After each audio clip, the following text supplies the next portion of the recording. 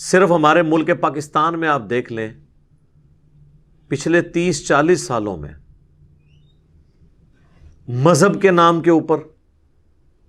لسانیت کے نام کے اوپر، سیاست کے نام کے اوپر ایک مسلمان نے دوسرے مسلمان کو کس لیول تک قتل کیا ہے۔ یہ سب سے بڑی آپ نمائندہ جماعت کراچی کے اندر، جنہوں نے ہزاروں مسلمانوں کو قتل کیا، قتل کرنے والا بھی مسلمان تھا، قتل ہونے والا بھی مسلمان، اور اس جماعت کی پش پناہی 2 ڈکٹیٹر کرتے رہے۔ ایک وہ ڈکٹیٹر جس نے وہ جماعت بنائی تھی پیپلز پارٹی کو ڈاؤن کرنے کے لیے، وہ تو مر گیا، اللہ کے پاس اپنا عذاب بھگت رہا ہوگا، اور دوسرا ڈکٹیٹر جس نے صرف اپنے پولیٹیکل گین کی خاطر، اپنی حکومت کو دوام دینے کی خاطر اس مری ہوئی جماعت کو، جس کو 1996 میں جب بے نظیر بھٹو کی حکومت آئی تو کافی حد تک جو وزارت داخلہ تھی ہماری اس وقت نصیر اللہ بابر کے پاس، انہوں نے کافی حد تک اس کو ختم کر دیا۔ دوبارہ سے اس جماعت کو پولیٹیکل گینز کی خاطر دوسرے ڈکٹیٹر نے اٹھایا، اور پھر دوبارہ سے وہ معاملات کراچی کے خراب ہونا شروع ہوئے۔ وہ ڈکٹیٹر اپنی موت کا انتظار کر رہا ہے ایک لا علاج بیماری میں۔ یہ تو دنیا کا عذاب ہے جو بھگت رہا ہے، انشاءاللہ عنقریب آخرت کا عذاب بھی اس کے انتظار میں ہے، کیونکہ مسلمانوں کا قتل کوئی چھوٹی بات نہیں ہے۔ اور صرف یہ قتل نہیں، لال مسجد میں جو کچھ اس نے کیا اس کا عذاب بھی اس نے بھگتنا ہے۔ اور اتنا کریٹیکل ایشو ہے قتل والا، لوگ تو اسے ہلکا سمجھتے ہیں، اور ہم پاکستان کے اندر تو ایکسٹرا جوڈیشل ایکٹیویٹیز اس حوالے سے ہماری مذہبی جماعتیں بھی کرتی ہیں، پولیٹیکل جماعتوں کے بھی ونگ ہوتے ہیں، ریاستی ادارے بھی اس قسم کی زیادتی کر جاتے ہیں۔ ہم سے بھی لوگ رابطہ کرتے ہیں، ہم تو سب کو مشورہ دیں گے، ان کا تعلق چاہے کسی ریاستی ادارے سے ہے، کسی مذہبی جماعت سے ہے، پولیٹیکل جماعت سے ہے، جب آپ کو کوئی اس طرح کی اسائنمنٹ دے کہ آپ نے کسی دوسرے مسلمان کو قتل کرنا ہے تو میرے بھائی اس سے الگ ہو جائیں، ورنہ یہ وعید آپ کے اوپر ہے۔ سورہ النساء آیت نمبر 93، وَمَن يَقْتُلْ مُؤْمِنًا مُتَعَمِّدًا فَجَزَاؤُهُ جَهَنَّمُ خَالِدًا فِيهَا، ہمیشہ کی جہنم ہے، اور اللہ کا غضب ہے، اور اللہ کی لعنت ہے، اور اللہ نے بہت بڑا عذاب تیار کر رکھا ہے۔ پیچھے ہٹ جائیں، دنیا کی چند سالوں کی منفعت کی خاطر میں کہتا ہوں جی نوکری بھی کسی کی جاتی ہے جائے، پولیٹیکل ایفیلیشن یا مذہبی جماعت کے ساتھ ایفیلیشن بھی جاتی ہے تو جاتی رہے، کیا فرق پڑتا ہے؟ اللہ کے عذاب سے تو بچ جائیں گے نا۔ دنیاوی منفعت کی خاطر اتنا بڑا رسک آپ لے لیں۔ باقی رہ گیا ایکسٹرا جوڈیشل ایکٹیویٹی، وہ تو اسلام میں ویسے ہی حرام ہے۔ یہ کسی ریاستی ادارے کا کام نہیں ہے، یہ کسی مذہبی جماعت، کسی سیاسی جماعت کا کام نہیں ہے کہ وہ کسی کے قتل کا فتویٰ جاری کرے، ورنہ آپ دیکھ لیں کہ جو جو قتل کے فتوے دوسروں کے لیے جاری کرواتے تھے، آج وہی فتوے انہی کو ہانٹ کر رہے ہیں، مکافات عمل ہے، وہ واپس آ رہے ہیں ان کے اوپر۔ یہ صرف جوڈیشری کا کام ہے کہ وہ شواہد کی بنیاد کے اوپر فیصلہ کرے۔ اسلام میں اگر میرے باپ کا، میرے بیٹے کا قاتل بھی میرے سامنے آ جاتا ہے، میں اسے خود گولی نہیں مار سکتا، عدالت میں مقدمہ چلے گا، عدالت فیصلہ کرے گی، آپ قانون ہاتھ میں نہیں لے سکتے۔ ورنہ اگر آپ قانون ہاتھ میں لیں گے تو پھر یہ نہ ختم ہونے والا ایک سلسلہ شروع ہو جائے گا۔ پھر تو ہر کوئی اپنے مفادات کی خاطر کہے گا کہ جی اس نے فلاں کو قتل کیا تھا،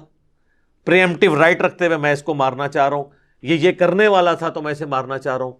میں حب الوطنی کے نام پہ اسے مارنا چاہ رہا ہوں، میں توہین مذہب کے الزام میں اسے مارنا چاہ رہا ہوں، جو آپ کے ملک میں ہو رہا ہے۔ اس کا تو نہ ختم ہونے والا سلسلہ شروع ہو جائے گا۔ اسی لیے سیدنا علی کا ایک قول بڑا مشہور ہے، تلقی بالقبول حاصل ہے اسے، کہ سیدنا علی کہتے ہیں کہ اگر قانون میں سکم کی وجہ سے 100 مجرم بھی چھوٹ جائیں یا 1000 مجرم بھی چھوٹ جائے تو یہ کوئی مسئلہ نہیں ہے، لیکن اگر ایک بے گناہ شخص قتل ہو جاتا ہے، پھانسی چڑھ جاتا ہے، تو یہ بڑا جرم ہے۔ تو یہ بے گناہ لوگ ہو جاتے ہیں نا، وہ کہتے ہیں نہیں جی وہ ہمیں پتہ ہے کہ یہ کر رہا ہے، جب کورٹ میں جاتے ہیں کوئی چیز پروڈیوس نہیں کر سکتے۔ اور پھر ہم کہتے ہیں آج کے اس جدید دور میں جب آپ کسی کی فون کال ٹیپ کر کے ویڈیو بنا کے کتنے ایویڈنس اکٹھے کر سکتے ہیں، آج کل کوئی ایکسکیوز نہیں کوئی شخص کہ میرے پاس ایویڈنس نہیں تھا لہٰذا میں نے خود قانون ہاتھ میں لے کے فلاں شخص کو حب الوطنی کے نام کے اوپر، یا فلاں شخص کو غدار وطن کے نام کے اوپر، یا فلاں شخص کو میں نے توہین مذہب کے الزام پہ گستاخ رسول ڈکلیئر کر کے گستاخ صحابہ، گستاخ اہل بیت، گستاخ اولیاء، سوائے اللہ کے گستاخ کے، ایک گستاخ اللہ کا لفظ سنے جے نہیں، یہ باقی سارے، چونکہ ہماری ایک سب کانٹیننٹ کا معاشرہ ہے اس قسم کا، تو اس قسم کے قتل و غارت کرنا منع ہے۔ اور یہ صرف مسلمان کے قتل کی بات نہیں ہے، سورہ المائدہ کی آیت نمبر 32 میں اللہ تعالیٰ نے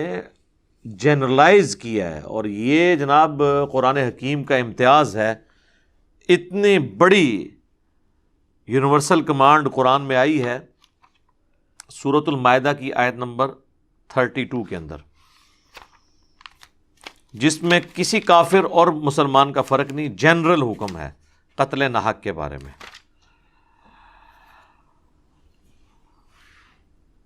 پہلے واقعہ اللہ تعالیٰ نے بیان کیا ہے آدم علیہ السلام کے 2 بیٹوں کا، جنہوں نے ایک دوسرے کو قتل کیا تھا، ایک نے دوسرے کو، قابیل نے حابیل کو قتل کیا۔ قاتل جو تھا وہ قابیل تھا، قابیل قاتل، یہ یاد رکھنا آسان ہے، قاتل قابیل، حابیل جو ہلاک ہوا، ہلاک بھی ہے سے، حابیل بھی ہے سے۔ یہ میں نے آپ کو ایک مدنی ٹوٹکا دے دیا ہے اس کو یاد رکھنے کا، کہ قاتل اکثر لوگ بھول جاتے ہیں جی قتل کی نے کیتا سی، قابیل قاتل، ٹھیک ہو گیا۔ تو اس واقعے کا ذکر اللہ نے کر کے فرمایا من اجل ذالک، بسبب اس واقعے کے، کتبنا علی بنی اسرائیل، ہم نے یہ بات طے کر دی تھی بنی اسرائیل کے لیے، اور ظاہر ہے کہ شریعت موسوی کی ہی کنٹینیوشن ہے شریعت محمدیہ صلی اللہ علیہ وآلہ وسلم، یہ ہمارے لیے بھی ہے، انہو من قتل نفسا بغیر نفس، یہ کہ اگر کسی نے قتل کر دیا کسی دوسرے کو، سوائے 2 استثناء، 2 ایکسیپشنز کے، کہ یا تو قتل کے بدلے قتل ہو رہا ہو، لیکن یہ بھی جوڈیشری کرے گی، آپ نے خود قانون ہاتھ میں نہیں لینا، وہ باقی جگہ موجود ہے سورہ بنی اسرائیل کے اندر، کہ جو قاتل ہے اس سے بدلہ لینے کے لیے مقتول کی مدد کی جائے گی جوڈیشری کے ذریعے، وہ آپ نے خود نہیں کرنا۔ او فساد فی الارض، یا کوئی فساد فی الارض کر رہا ہو، اسی کی وجہ سے وہ رد الفساد رکھا نا ہمارے جو فوجی آپریشن ہے، لیکن رد الفساد کا مطلب قطعاً یہ نہیں ہے کہ کسی نے خود کسی کو قتل کرنا ہے، نہیں،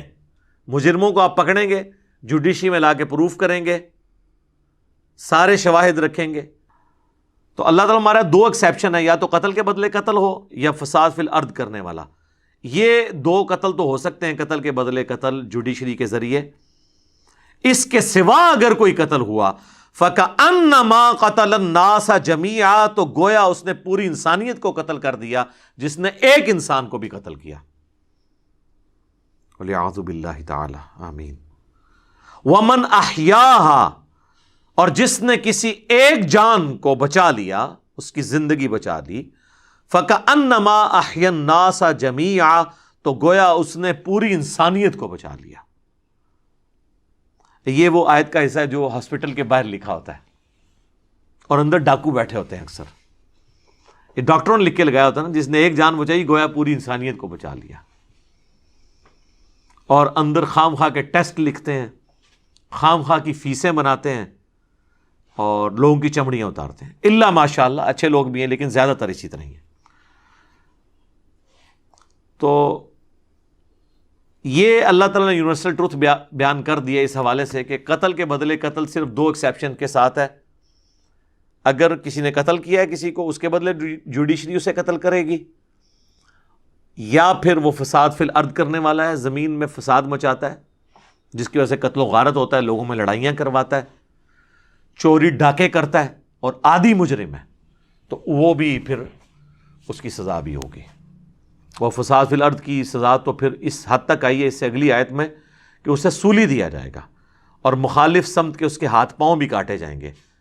آیت محاربہ اسے کہتے ہیں. اس سے اگلی آیت جو ہے سورۃ المائدہ کی آیت نمبر 33.